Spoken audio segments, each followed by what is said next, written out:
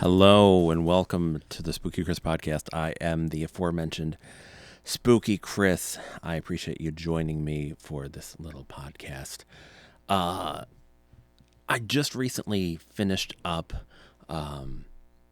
putting on a film festival, a short horror film festival in Flint, Michigan.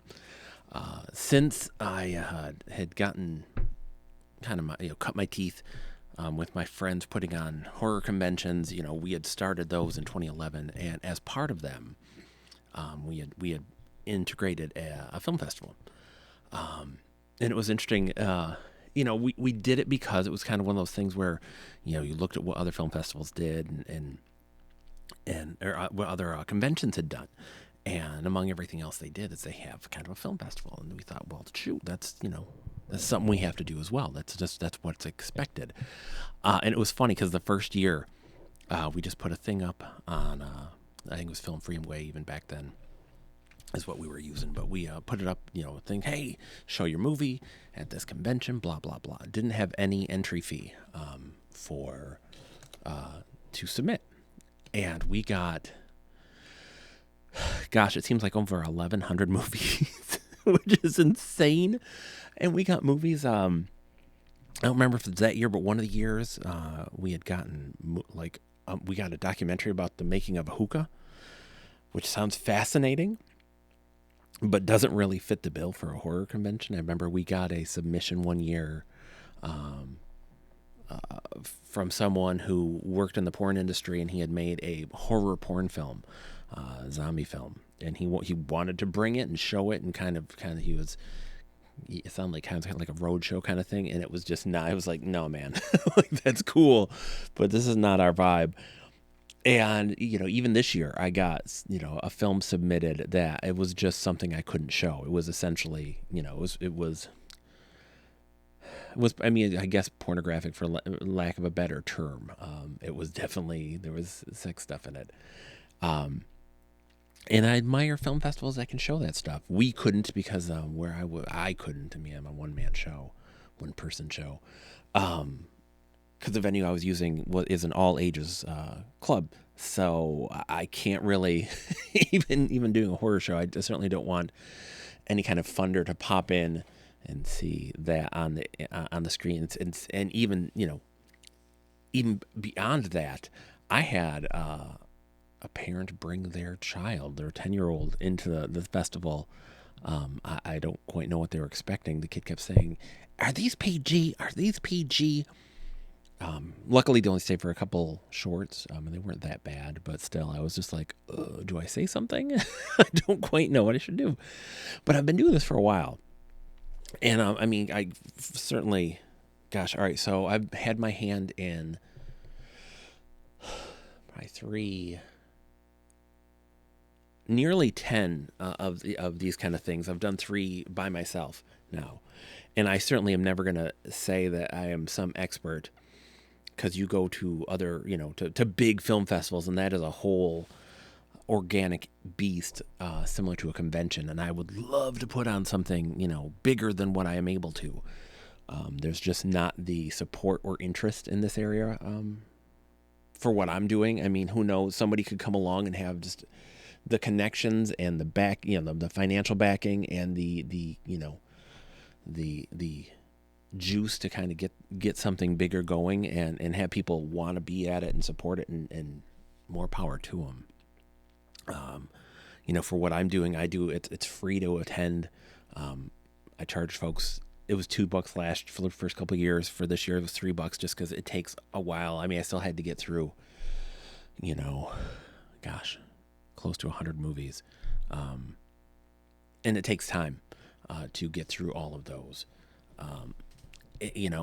So I had to, it's I love the idea of, and I tried to keep it as affordable as possible, because having been a filmmaker, made a couple short films, and I know that the people making these are generally, this is a passion, like a project. This is not them trying to make money off of this. They're showing it at festivals and stuff because they want to get it out there, and they want to get their name out there and their work out there. And so it's not like they're gonna get rich off of this. Hopefully, some of them get noticed and get some eyes and attention, and are given a shot at the big time.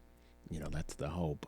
But most of them aren't going to get there. I mean, it's me posting my stories on my website. It's just sometimes you want to have someone experience your work.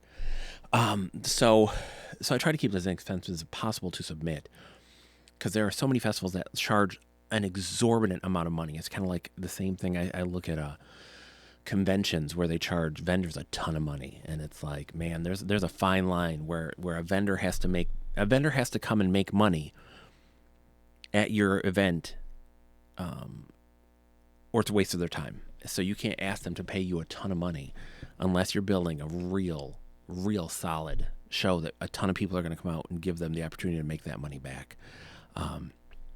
And I'm very aware, like, again, it's in Flint. Flint, Michigan is a blue collar town at heart, and we've been through a lot of stuff there, so I'm not going to try to take advantage of folks. And I do free shows for the same reason, is that I'm doing it for the fun of it, for the passion.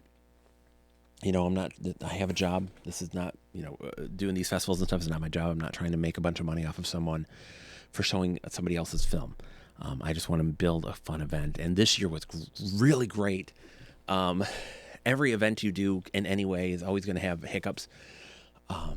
This one was, and I've had some bigger and smaller, like a couple years ago, I had a handful of headaches. It was just like, oh. This year, like, somebody didn't send me their film, which that's a bummer for them. Had I the time, I could have tried to find it on Film Freeway. I had to do that with one of the movies. That was the big issue I had, is I had a film that was a foreign film, and the subtitles didn't come through when I downloaded the movie, so I just jumped on Film Freeway and showed it that way, and it worked perfectly. The big bummer was I was informed a few weeks beforehand that I was going to have to cut my show early. Like I told when I booked it, I was like, I can probably get out of here at 6. But that was before I had booked a short film from Sagos, who was Kincaid in Nightmare on Elm Street 3 and 4. I've known him since he was at our first horror convention, and he has a new short film, and I asked him if I could show it, and he said sure. So I wanted to show that, but I was asked, I was like, hey, I was told, like, these other people are going to be there at 7:30 to show, like, for another film festival, which is just weird, but whatever. It was a local film festival, local films, and so I had to start things at 9:30 so I could get Ken's movie in, because he had given me permission to show it, and so I didn't want to betray that trust and not show it.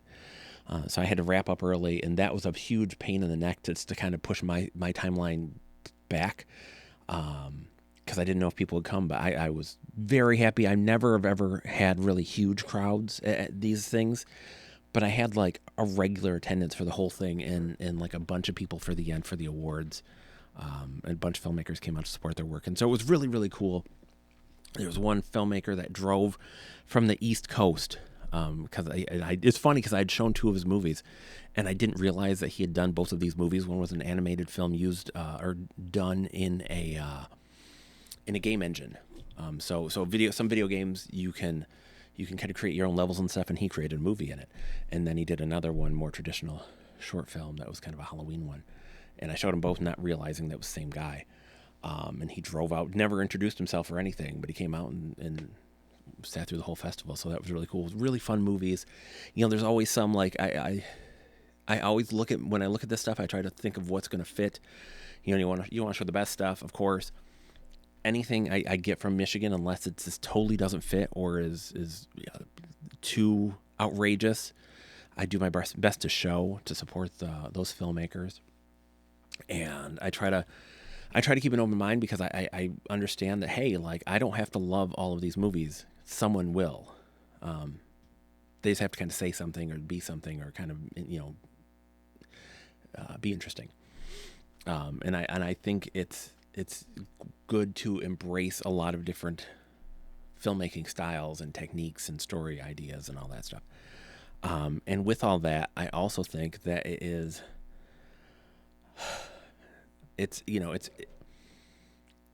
important to to kind of support those folks that are trying to make their way and to tell their stories and stuff. Like it's good. It's good to support the local, like the fans who aren't going to ever see movies like this any other way, and to support the filmmakers. And it's great. It's amazing to get some of these films from around the world. We got Canadian films, films from Iran, from Italy, from Spain, New Zealand, the UK, so around the world for our little festival. We got a film from, and it's crazy from time to time, like bigger, higher profile movies will come through. And this year, like one of them that we got, like the high profile one was the gentleman that did, oh my gosh, Courage the Cowardly Dog. He had a short animated film that he's kind of sending around to the festivals, and I was able to show that. So that was really cool. And so it's great to be able to do this stuff, and it means the world to me. I hope people enjoy it. I wish, like I say, I would love to have a bigger festival. I've wanted, like Flint had a Flint Film Festival for a while. I was on the committee at one point. It was a big, international film festival, blah, blah, blah. A more traditional festival, kind of snooty, that kind of a thing. Highfalutin. That's why I kind of like horror festivals too. Is it's kind of like, it's like, hey man, we're just here for the fun. We're not here trying to like impress someone by how smart we look. But I would love to rekindle that in the area, but it just doesn't seem like that's meant to be for me. So I'm going to do my little thing. We'll see if I'd love to do a 2026 show. If that's available to me. Because it's fun. I wish I could get more people out. I use a non-traditional venue because we are in an area where everybody wants money for their space, and I get that in concept, but unfortunately we are in an era that everything is money, and that's a bad way to be, because that's you forget the community, and you forget that we're all trying to give back, and basically an event like mine, my hope is that in supporting everybody else and all this stuff, blah, blah, blah, it's also that I'm supporting businesses in the area, restaurants and anything else. And that's what it's about. It's bringing people to the area and supporting that aspect. And we forget that, which is a shame. And so few people in the area, in the Flint area, want to work together and want to, partner.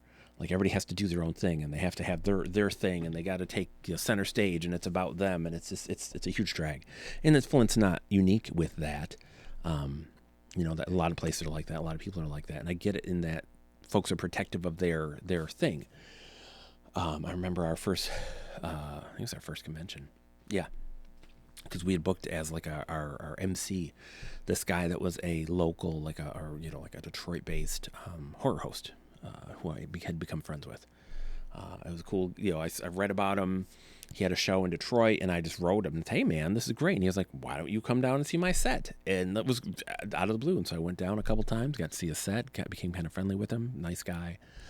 And he was our MC. Well, he was also going to be the MC at this zombie walk at one point, and I think they dropped him. But we were trying to kind of build a bridge, like, hey, you're doing a zombie walk, we're doing a horror convention.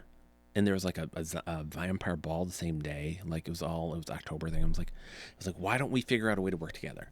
And we had a meeting and it was like, let's all work together. Let's see if we can bridge this. And the other parties were just like, no, not at all. And it was like, but we can figure this. Like, no, not at all. I was like, okay. And that was just kind of how it went. And that was that. It was so silly to have these 3 horror related events in the area within like literal blocks of one another. And there's no reason that we had to, like, literally, it was a zombie walk, it was a horror convention, it was a vampire ball. You could do all 3 in one day. Would have made an amazing day. But because of the other 2 parties, we just couldn't make that work. And it's just, it's embarrassing, and it looks bad, frankly, for everybody. Because that's one of those, like, and we would get people back in the day would be like, why don't you guys work together? Why don't you do this? It's like, I don't know, man. I don't know what to tell you. But that's life. And, I wish it was possible for everybody to work together and these venues to kind of, and business owners and stuff to want to support stuff like what I'm doing. But hey, it is what it is. I still think it was a great film festival. I am honored to have been able to put 3 of these on. Give some filmmakers a little bit of dough. It's not much. It's like $100 for the main winner. This year it was $75 for the quote unquote second place, and then $50 for the third place, which I renamed. It's the Michigan Macabre, but it was renamed after a friend of mine, that Charles Shaver, who was a filmmaker that I was very close to, who had passed away about 10 years ago. I had a memorial award in his name in the past, and I thought I'd bring it back this year. But yeah, so in a small way, and again, the money's not going to do much for those folks, but it was cool. Like, it was cool because the overall winner was excited because they're from the region. So it meant a lot to them. And the scariest film winner, the second one, this was his first short film, so he was excited. And the other guy, the Michigan one, is a guy from about half an hour, about an hour away, who does film festivals and stuff. So it was cool. Like, and in my own small way, I hope I made some memories for folks and gave them a fun time. We're in some pretty bleak times, and if you can make somebody laugh, smile, freak out a little, enjoy their time, gosh, that's pretty rad. And my friends, I will take my leave of you. You can find all of my blogs, podcasts, interviews, movie reviews, and all of my books, including my newest book, The Fallen God of Opal Bay, on my website. You can find the new book, Fallen God of Opal Bay, on Amazon.com. It's a fun book, fun horror thriller. That's a really good read for, as I release this is it's October 2nd. So it's a really good read for the Halloween season. It's not like outright horror, but it's horrific. And I'm really proud of it. And I hope some of you might check it out. I will be back. I have a couple interviews in the hopper. So you will hear from me soon. I will talk to you soon. Spooky Chris for everything you could hope and hate about me. I will talk to you later. Bye.